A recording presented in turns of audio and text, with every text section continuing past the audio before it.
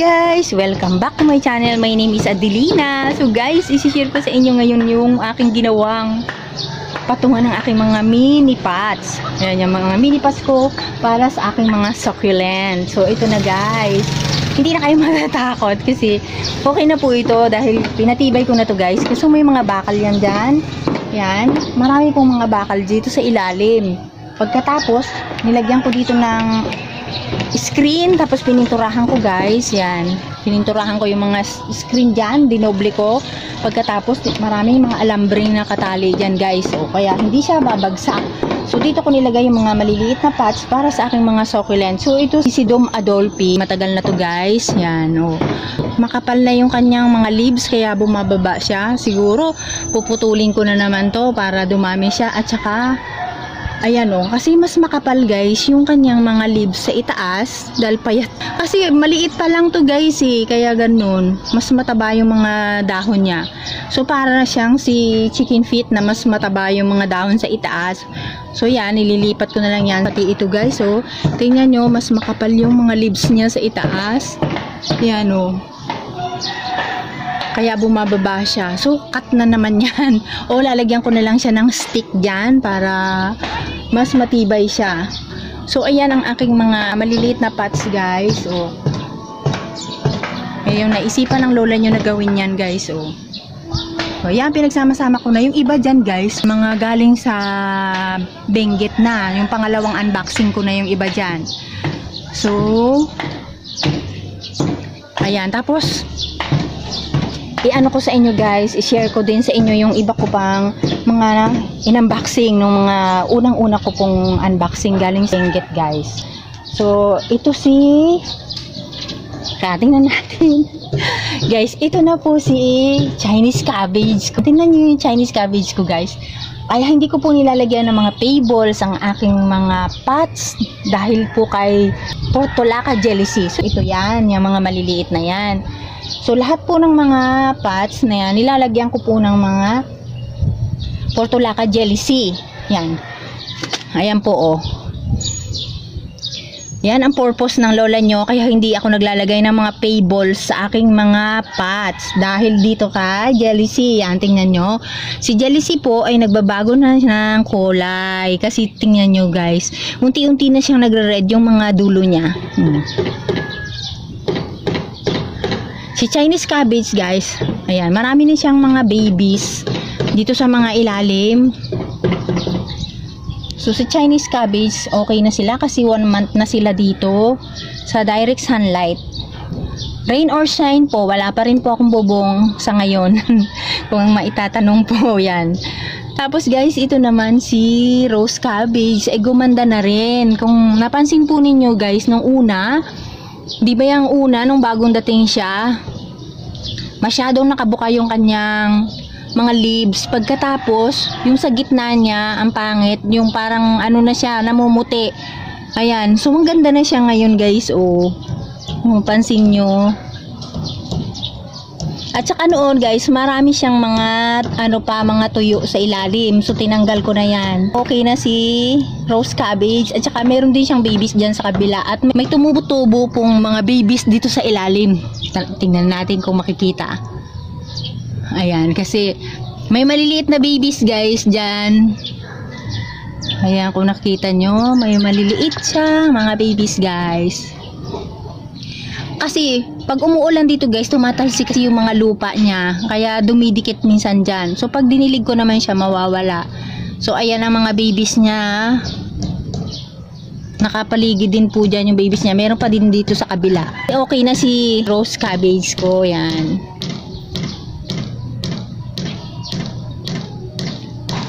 Yan. Tapos ito naman parang si Dom Adolphi din ito guys. Hindi ko pa naitanong pala kung sino to. Sino to? Ayan. Tingin ko si Dom Adolphi din ito guys eh. Oh.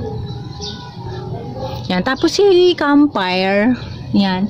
Hindi masyado siyang mapula kasi nung 'di ba doon dumating sa akin mapula din siya. Kaso pag itinanim po ninyo bagong tanim, so nag-a-adjust siya. Kaya nawala yung kanyang pagka-red. Ngayon, unti-unti na siyang nagkakaroon ng red sa ibabaw. So stable na rin po siya at may mga babies na po siya dito sa ilalim oh. Yan guys. Kung mapansin nyo guys, marami na rin po siyang mga babies dyan, oh. So, ilan din siya? Marami din pala. 4 yata guys o 5. So, dadami na yung aking vampire. Tapos may binigay pa sa akin. So, guys, ito si Jelly Bean. Tingnan nyo po si Jelly Bean. Kung mapansin po ninyo si Jelly Bean guys. O yan o. Ito dati guys, hindi ito kulay red. Yan. Ngayon guys, nagre-red na siya. Tingnan nyo, oh, ang ganda niya. Red na ang color niya. Unti-unti na siya nagiging red, oh. Kasi dati guys, ito lang yung may kunting red, itong dito. So ngayon, yung mga dulo po niyan, marami na pong nagre-red sa kanila guys, oh. Tingnan po ninyo. Yung mga ibabaw lang po ng mga dulo nilang Jelly Bean, yun lang po muna ang nagre-red unti-unti sa kanila.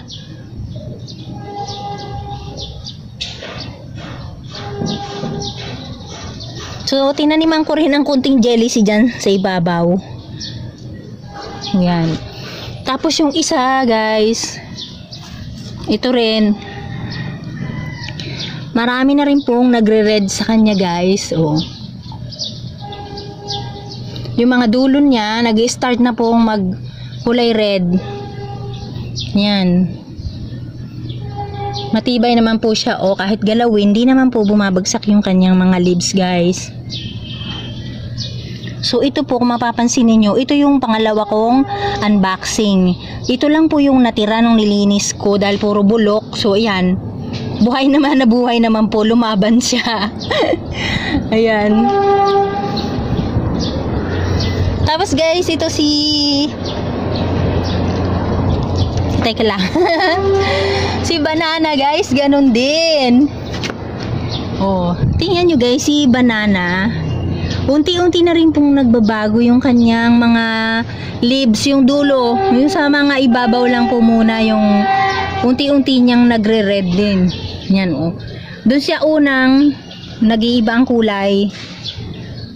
So, lahat po sila, guys, 1 month na sila dito sa direct sunlight, rain or shine. Yan. So, kasi guys, wala pa akong bubong dito. Hindi ko pa nabububungan. So, dyan lang muna sila.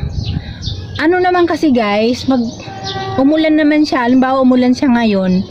Tapos, bukas naman po, iinit siya ng matinding init. Kaya, nababawi naman po yung tubig. So, natutuyo din po yung kanilang lupa.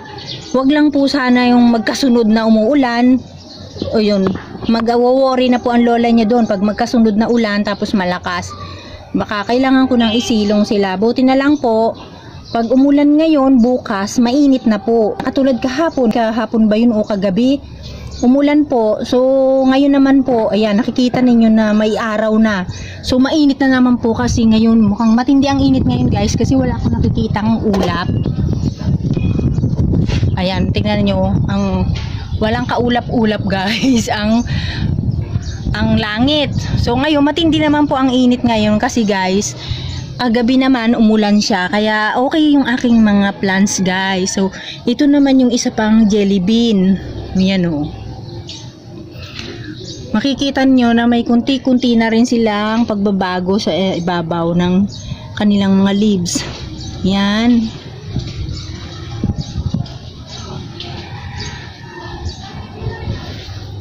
Diba? Tapos guys, ito si yung aking moon cactus guys, ito na lang po yung natitira. Kasi, diba, kasi noon guys, nagbebenta ang lola nyo ng mga cactus and succulent. Noon. Ngayon po, hindi na ako magbebenta guys. Kasi, collection ko na lang to dahil wala na po ako. Hindi na po ako pwedeng bumili kasi guys, mahirap na ngayon. Hindi katulad no na anytime, pwede akong mamili ng mga cactus at saka succulent. Ngayon guys, hindi na. So, buti na lang may naiwan po sa akin ganito. Kasi nun guys, sabi ko, okay lang na ibenta ko kasi makakabili naman ako kaagad.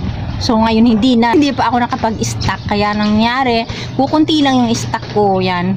Kaya ito guys, nitong si moon cactus ko ay natuwa ako dahil nagkaroon siya ng mga babies. At least kahit nag-iisa siya, mayroon pa rin akong naiwan na collection guys. So yung mga babies guys, nung pinakita ko sa inyo to dati, Super liliit lang po, 'di ba? Akala ko to guys, mga flower nung lumalabas. So, yung pala guys, mga babies niya. So, may pag-asa ako na dumami pa yung aking moon cactus guys, kahit nag-iisa lang. So, nakita nyo, ang liliit pa ng mga babies niya. Medyo lumalaki na ngayon, no? Yan. At least may naiwan sa akin na isa. So, hindi ko alam guys kung makakabili pa ako ng ibang color nito kasi hindi ako makapunta ng Cubao. Si moon cactus is nanggagaling pa po sa Thailand. Doon pa po siya nanggagaling, hindi po ito dito sa atin, kaya mahal siya. So, ang bili ko guys ng aking moon cactus na ganito, 500 po yun noon. Noon yun po. So, ngayon hindi ko alam. Tapos yung ganito guys, kalaki, 250 na. Wala pang babies yun kahit isa guys. So, ito may babies na. Natutuwa naman ako guys kasi may naiwan sa akin. Yan, ang aking moon cactus na nag-iisa guys. So, yan yung mga iba. Wait lang, pakita ko sa inyo si Tokyo-san. Malaki na rin siya guys. At saka malago na rin po yung kanyang leaves.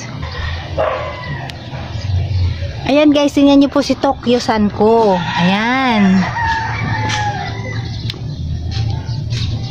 Ganda na po ng kanyang dahon guys. O, kasi tingnan nyo. Umano na siya. Kumapal na guys, 'di ba? Pinaghiwa-hiwalay ko sila, tas ang liliit lang nila. O, yun, ang ganda na niya ngayon guys, kumapal na po. Yan. So ito guys, yung sinabi ko sa inyo na apakan ko. May nag-survive din po, ilang piraso oh. At least meron din namang natira. Oh, yan oh. Di bale, so dadami naman yan, gagapang sila. Katulad nito, ang ganda-ganda po nila oh. Oh. So ito po yung isa pa.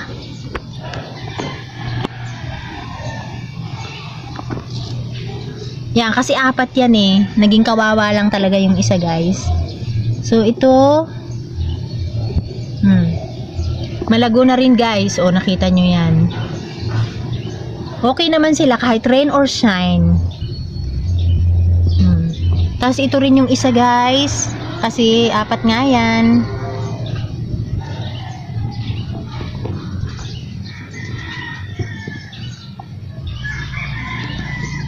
Yan.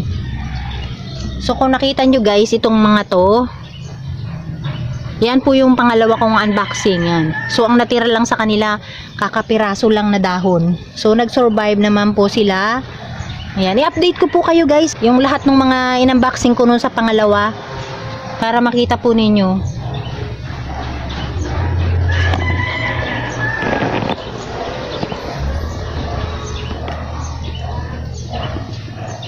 Yan. So guys, yan na lang po muna ang update ko sa inyo guys. Maraming pong salamat sa inyong panonood guys, at huwag po niyo kalimutang mag-subscribe sa mga bago po at pakipindot po ninyo ang bell button para po ma-notify po kayo kapag may bago akong video. Yan, bye bye. Mainit na guys eh.